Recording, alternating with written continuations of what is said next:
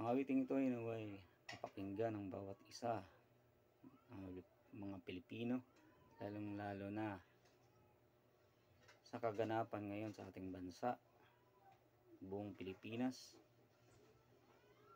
sa mga pangyayari ng ating gobyerno na humantong sa ganitong pangyayari. Naway likhain silang muli ng Diyos upang sila'y maging mabuting tao at para mabuting gawain para sa kapwa. Ang kantang ito ay pinamagatang Likhain Mong Muli na inawit ni Manoling Francisco S.J.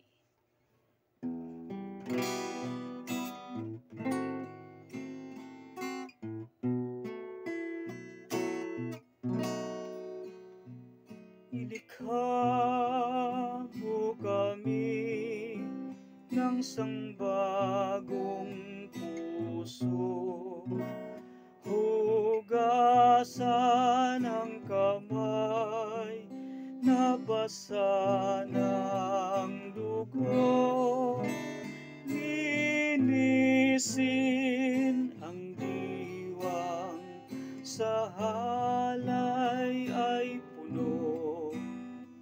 Ilikha mo kami ng isang bagong puso, itindig mo kami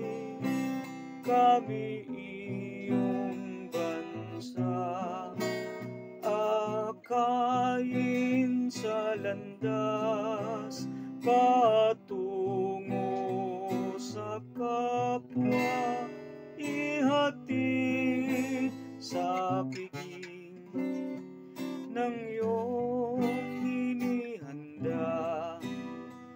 Itindig mo kami iyong bansa. Amang Diyos, yung baguhin ang tao't daigdig sa banal na takot, sambang nanginginig, ibalik ang pusong bayan nanlalangit. Likhain mong muli kami sa